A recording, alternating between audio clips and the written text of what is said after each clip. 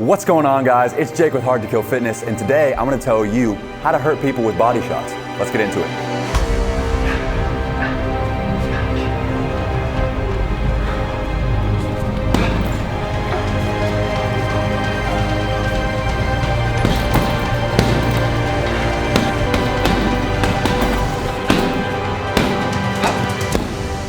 All right, guys, so we're going to talk about two main things here. We're going to talk about why you would hit somebody with a body shot, especially if you're like a tactical athlete, if you're doing this while you're working, or if you're worried about fighting while you're working. And then we're going to talk about applications and how you're going to do it. So why hit someone in the body if you're not in competition? A quick aside, all of this stuff is definitely still good if you're in competition. It goes both ways. This is going to be for a street fight. This is going to be if you're on the job for police and military. And this is also going to be if you're in the ring, if you're in a boxing match, if you're in an MMA fight, kickboxing, whatever you're doing. Number one reason is going to be hurting your hands, right? If you've ever hit somebody in the face as hard as you can, especially with a bare knuckle, you realize that it's pretty taxing on your hands. So we want to try to prevent that as much as possible. And a lot of you guys already know that if you use palm strikes, that helps a ton, and we can mitigate a lot of that damage done there. We can still throw with closed fists to the body. So we want to prepare it for that situation. Also, dude, how do I forget the second point?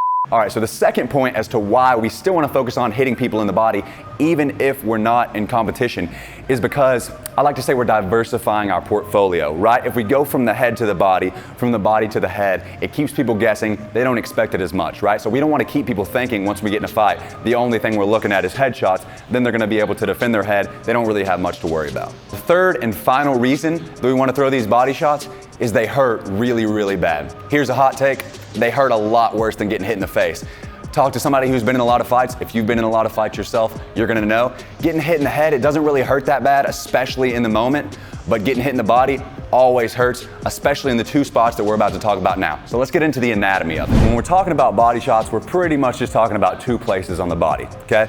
We're talking about the liver, and we're talking about the solar plexus. Okay, so let's talk about the liver first. It's kind of sticking out right here below your ribs. It makes up about 2% of your body. It's actually a really, really big organ. It's actually your largest and heaviest organ, okay? So all the things that I'm about to talk about would apply to basically any organ. The thing is, the liver is just really poking out at us, okay? It's a really, really good target. Okay, so the liver is really, really susceptible to damage. About 5 meters per second in the form of blunt force can do a lot of damage to the liver. And if you're wondering, the average adult male hits with about 6 meters per second of force, right? So if you want to take that and look at fighters, you can raise that on up to about 10 or 12 meters of force. Okay, 10 or 12 meters per second, son of a.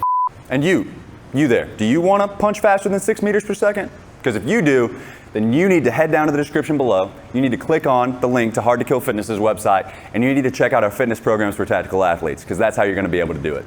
So if you've been hit in the liver before, you know that it hurts really bad. But that's actually not the reason it puts you down. All right, so when you get hit in the liver, it sends signals through your autonomic nervous system. It's your autonomic nervous system, that's what it is. Autonomic, not automatic. Autonomic. It's autonomic, yeah. It's not autonomous, it's autonomic.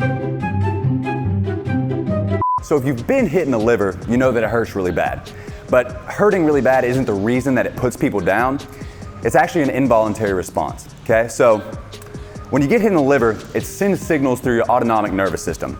Your autonomic nervous system is actually responsible for a whole lot of involuntary reactions. So one of them is your blood pressure goes way down and your heart rate goes way down. So when that happens, your body's like, okay, we need to keep pumping blood to the brain. How do we do that? So it wants to force you into the supine position, the horizontal position, okay? So what you're gonna see is, go ahead and scroll through YouTube, you're gonna see people get hit in the liver, and then they start to hinge at the hips, they wanna bend over, and from there, they most of the time hit the ground. So, like I said, it doesn't really matter how tough you are, it's an involuntary response. It's like pushing a button. Now on to the solar plexus, okay? So the solar plexus is kind of like right here. If you wanna look at it technically, it's about halfway between the bottom of your pecs and your belly button. So everyone's been hit here for the most part, especially, or even if you're not a fighter, right? So the reason it's called a solar plexus is because when you break down and look at the inside of your body, it kind of looks like a big bundle of nerves that's shining like the sun. It's like radiating out. So the actual name for it is the celiac plexus, but everybody just calls it the solar plexus. All right, so what happens there, you get hit, and then you have a kind of like a diaphragm spasm, and it messes up your breathing. Thus, we have the wind knocked out of you feeling. All right guys, so now we're gonna jump into the practical application of it, and I'm not just gonna teach you the punches, I'm gonna teach you how to throw the punches, how to apply them. We're gonna throw some feints in there, we're gonna throw some defense in there, so let's get into it. All right, so number one is the drop step jab, okay? A lot of different ways to apply this one, to throw it to the body. It's gonna land on the solar plexus sometimes, it's gonna land on the liver sometimes, okay? So what I mean when I say drop step jab, right here, okay? Don't forget to snap that punch. And what we're gonna do is, we can either step forward and lower our base, or we can step back and lower our base, okay? We can do either or. Another thing, as far as setting it up, is we can feint, or we can slip, okay? So, you can imagine if I'm an orthodox fighter, fighting another orthodox fighter, they might send a jab my way. If so, I can slip and tag the body there. And like I said, this works moving forward, this works moving back, it's either way. My favorite application of this one is when you're fighting a southpaw. Okay, so imagine that my back here is now a southpaw. His liver is right up front, okay? So if I'm in my southpaw stance here, then it's poking right out, okay? So ideally they're gonna have learned to defend that with their elbow, but I like to let them know that it's there constantly. So I go high-low with the jabs all the time. Okay? In your orthodox stance, it's kind of set up to defend your body properly. Your liver is literally tucked under your elbow, and you know, hopefully you're defending your solar plexus adequately. So yeah, this one is a simple step forward or step back. You could feint into it. I just like to give a little fist up action there, or you could slip into it, okay? And that's your drop step jab application.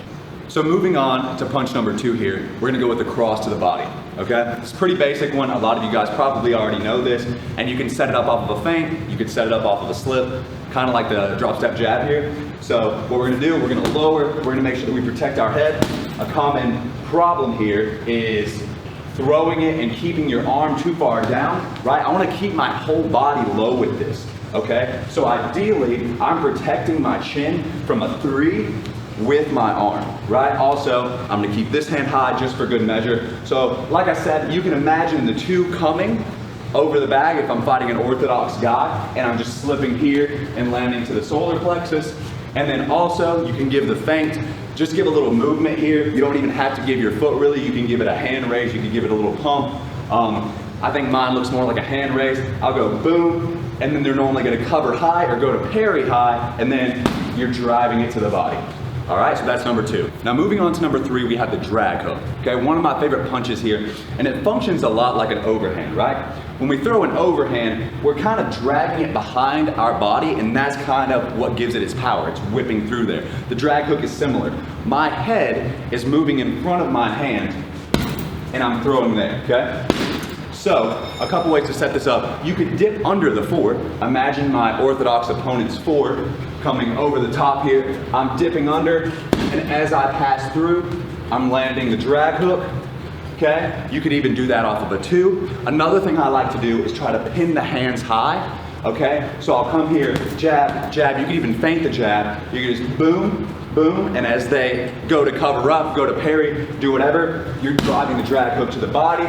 Remember here, if you're closing that distance, you're gonna wanna get off to the side really, really quickly. Other than that, this is a great one to use. So moving on to number 4, it's the shovel hook. Okay, this is one of my favorite punches, might be the most important punch here. I actually have a different number in my boxing notation for it. Most people call it the 3 to the body, but I denote it as a 9. I call it a 9 when I'm talking to my students. We throw it a lot, it deserves its own number. Okay, so the 9 is gonna be the shovel hook, right? When you see people throw this and they don't have much experience, a lot of times you'll see them pitter-pattering out to the side, they reach for it. You really need to get on the inside and churn this one up hard, okay? A few ways you can do that. You can pin the hands same side, boom, and then come in and throw the 9. Or you could throw the cross, you could feint the cross and come in. If they have a cross coming, you can slip the cross and go in, or you might already be there. If you're in fighting, one thing I like to do is throw a high 4, try to get the guard up high, boom, and then from there, churn out the 9, okay? So this is gonna be probably your best liver shot. This should be practiced all the time. Grab a partner and drill it. It's probably one of my favorite punches. Last one here, we're going with number 5, and that's gonna be the switch step hook to the body. So I called the last one a shovel hook because it was coming up at a 45-degree angle, right? So it's kind of like a cross between an uppercut and a hook. Okay, so this one is basically gonna be a hook because we're getting low and we're coming in at that angle that's about parallel to the ground. Okay, I'll throw this one with a 4, I'll throw it with a 3. It depends on the situation. The big thing here is the angle, right? If you fight a lot, then you know how big angles are, how important angles are. Think about the first one without the switch step, or it would be a switch step if you're southpaw. Going down here, kind of like a drag hook, okay? So boom, I'm coming in here and I'm throwing the 4 to the body. Where it differentiates is, right, if I go in and I switch step here. So the switch step looks like this. If you've never seen a switch step before, that's basically what we're dealing with. So that could be used a few ways. You could be dipping under a 3 and getting out to the side, dipping under a 4 and getting out to the side. You may just hop over here, boom, 9, 4, come in here, switch, step through. This is gonna be really, really good for my ambidextrous fighters. I find it harder to do this one because I don't dip a ton of punches. I'm a pretty tall guy and there's not a lot of people who I wanna go under. But yeah, really, really good technique. I see a lot of my in-fighters do it, a lot of my bulldog style fighters do it. So yeah, throw this one in your arsenal, guys. All right, everyone, that about does it for today. Thank you for tuning in. Again, I'm Jake with Hard to Kill Fitness. Follow me on Instagram. This video was produced by Dawson AV. Follow all the guys at Hard to Kill Fitness on Instagram. Go check out the website. Again, it is linked down below, and we will see you next time.